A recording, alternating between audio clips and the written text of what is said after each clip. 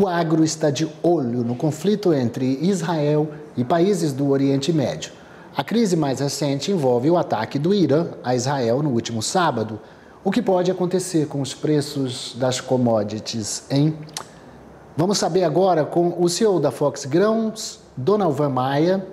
Então, quando acontece um conflito, como aconteceu há 2 anos, e ainda está em andamento, Donalvan, a guerra da Ucrânia contra a Rússia, a gente ficou preocupado, porque aquilo ali é o lugar onde a gente compra fertilizantes, adubos, e a gente falou, nossa, o que vai acontecer? Mas houve uma negociação e os fertilizantes chegaram aqui no Brasil e o preço se manteve dentro da expectativa.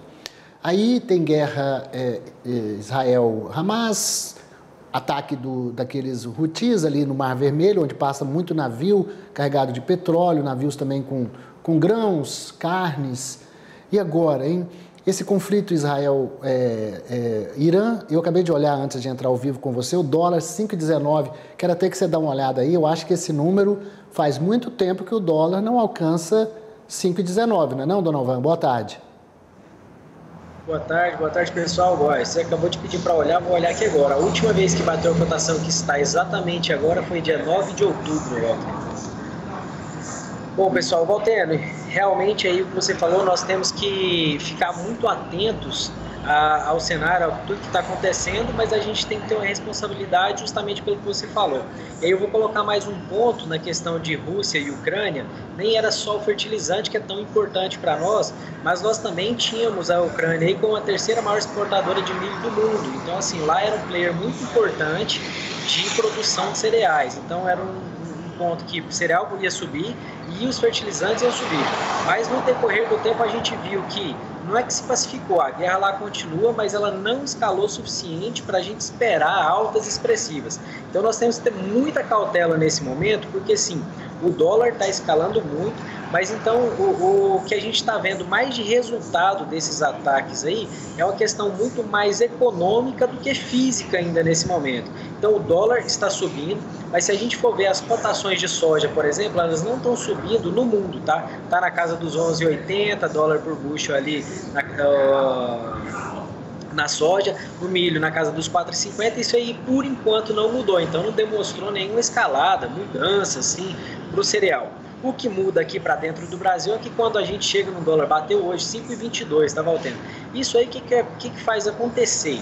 O preço multiplica a cotação a nível internacional. Multiplicando esse preço de cotação a nível internacional, e a gente sabe que 70% do milho brasileiro é consumido aqui internamente, força os players internos a começarem a pagar um prêmio. E a gente sabe que também foi exportado muito pouca soja porque foi pouco comercializado.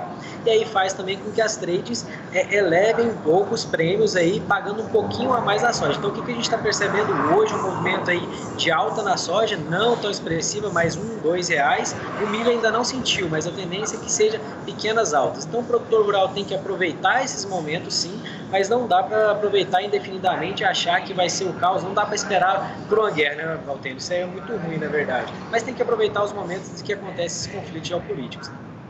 Agora aqui, Donalvan, o dólar está a 5,18, você disse que ele chegou aí a 5,22, ou seja, outubro, que parece que você disse que teve uma alta, novembro, dezembro, janeiro, fevereiro, março, abril, 6 meses, né? É o maior valor em 6 meses, e a Bolsa está em queda 0,65%, não é uma grande queda.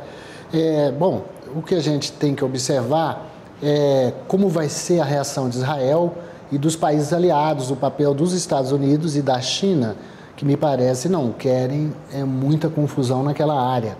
Então, está todo mundo tentando colocar panos quentes aí nos vizinhos mais agitados, mas não me parece que seja um desejo da China, da Rússia, a Rússia nem vou entrar, mas a China principalmente, e os Estados Unidos, como é que a gente fala, acelerar, escalar é a palavra, esse conflito. Os ânimos estão tão exaltados, né, Walter, nesse momento, que a gente sabe que é um risco muito grande acelerar isso, escalar essa guerra nesse momento. Então, assim, está acontecendo muitos conflitos no mundo inteiro, mas a gente viu que um ponto muito sensível, que nem se fala tanto mais, que a gente viu isso na pandemia, é o mundo de suprimentos. E principalmente a gente tem grãos aí, a gente tem os nossos chips, condutores, e a gente viu que problema como o Covid, uma guerra também causa, e a gente tem um problema de suprimento muito grande. Isso aí que você falou, tenta botar alguns panos quentes para poder não causar um problema de uma hora para outra, né? A gente sabe que tem risco? Tem. Só que o pessoal ainda, a gente não pode falar que estamos numa guerra iminente e sair para loucura. Não, isso ainda não. A gente tem que analisar os dados, pegar as oportunidades. Essa alta do dólar, igual eu falei, aumenta a qualidade de exportação, traz um pouquinho de envio, um pouco de prêmio aqui no Brasil. O produtor tem que aproveitar essas oportunidades e já começar a fazer as suas comercializações, aí como eu já falei, vem falando várias vezes. Né? Agora vamos falar sobre cotações dos grãos aqui no Brasil, aquelas expectativas do USDA, tem as nossas aqui, da Conab, tem as AproSoja, tem aí as secretarias de Agricultura. Acabo de falar agora há pouco, 85%, 84% da soja já colhida em todo o país, com as áreas mais em atraso, como lá no Piauí e também lá na região do Maranhão. Então, como é que você está vendo? Em Goiás já estava bem adiantado, eu acho que já está mais de 90%. Como é que está aí a finalização da colheita da soja e os preços, Dona Alvan?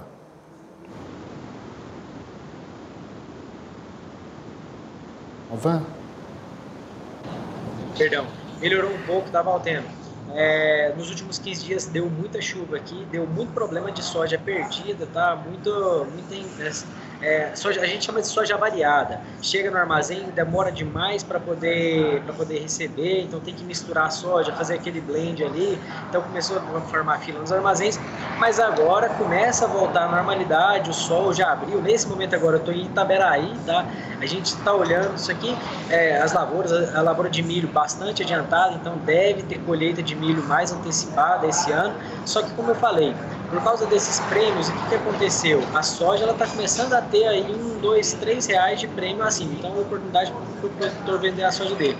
O milho ainda não sentiu essa alta, até porque, como eu falei, as lavouras estão muito bonitas e deve ter uma antecipação na colheita da lavoura e pode ser que a produtividade aumente. Um ponto de atenção aí que, com certeza, nós não plantamos toda a área que nós plantamos ano passado, vai ter uma redução drástica, mas é aquele negócio. Isso pode ser sentido? Sim, lá na frente. Por enquanto ainda não. Então tem um tempinho aí que esses preços devem andar de lado, a não ser que aconteça alguma coisa muito diferente. Iberaí é um município goiano que fica aí no caminho para o Rio Araguaia, um dos maiores na produção de aves. Mas eu vi uma notícia de que na região teve uma invasão do MST por aí. Você teve alguma notícia ou passou ao largo? Passou ao largo para mim aqui, eu não vi não, viu, Alteno? Eu recebi um vídeo hoje, mas eu não sabia. Hoje em dia você não sabe a temporalidade de algumas notícias, eu peguei e falei, depois eu vou checar isso direito. Não só a temporalidade, mas a veracidade, né? No mundo de fake news tem que saber o que é verdade e o que é mentira. Dona Alvan, algo mais a dizer aos nossos produtores aí? Eu acho que o da soja você já está dizendo que há uma boa expectativa, porque o preço da soja não está caindo, ele fica estável e está subindo devagarzinho, não é isso? Exatamente, colocar os preços bons, e o que eu gosto sempre de falar aqui como indicativo, tá, Valteno? Quando a gente olha a curva do dólar, ele fez um U, assim, igual você falou aí, nos últimos 6 meses o dólar está lá em cima, e o que eu peço é o seguinte para os produtores, que eu indico, na verdade, momento de alta é momento de negociar, fazer suas relações de troca. A gente sabe que as revendas, por exemplo, negociaram bastante insumos, com o dólar mais baixo, e agora às vezes a relação de troca até melhora na hora de fazer uma troca, um barter, tá?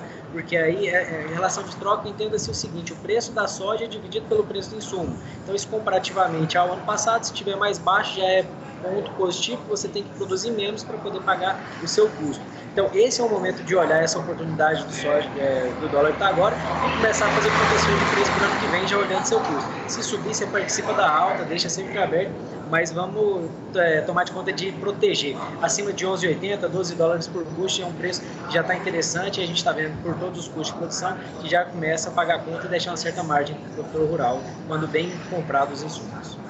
Aqui, Dona Alvan, a gente está vendo o tempo deu uma firmada nos últimos 2 dias, não está chovendo, começou a fazer um ventinho de outono, né, já por aqui. Então eu acho que nós vamos caminhando agora para a escassez, né, de chuvas, vai diminuindo, facilita esse final da colheita da soja, mas o milho ainda carece de água, né, para poder desenvolver. Pelo menos aí até o começo de maio, né, meados de maio, para garantir aí a produção do milho safrinha? Exatamente, a gente está vendo isso aqui também, o tempo abriu agora bastante, aí é esse o momento de decisão, tá, Valtênio? Porque é o seguinte, aquela soja que antecipou o ciclo, muita gente começou a plantar milho mais cedo, então a gente vai ter uma variabilidade muito grande na colheita do milho. E a gente está vendo muito milho já pendoado, tá? Mas muito mesmo. Eu, do Mato Grosso ao estado de Goiás, lá em Rio Verde, ali mais sudoeste, que são grandes regiões muito produtoras de milho, né? Então já vai ter muito milho. Então vai precisar de menos tempo de chuva do que o ano passado para poder produzir bem. Claro, né? A gente tem que fazer a ressalva aí da diminuição de área, mas falando em produtividade, área plantada, a expectativa está boa. Então, assim, se a gente tiver algumas chuvas aí até meados de maio, a lavoura já vai poder ter uma produtividade muito boa. E ano passado a gente teve chuva alongada. Esse ano parece que não. As previsões estão falando aí que a chuva corta agora dia 15 e 20 de abril, né, na maioria do centro-oeste, e depois ela já começa chuvas mais espaçadas. Mas boa parte da lavoura está em boas condições hoje, tem umidade no solo. Então, Novan, vou te deixar então em Itaberruá, Itaberaí, que a gente brinca em Goiás, chama de Itaberruá. E eu vou falar daqui a pouquinho lá da Tecnoshow comigo, que faturou 9 bilhões de reais em negócio, hein? Dinheiro pra caramba, hein? Goiás é forte. Choveu bastante, hein? Tá bom. Um abraço, amigo. Boa semana pra você. Obrigado. Excelente safra. Com Deus. Tchau, tchau.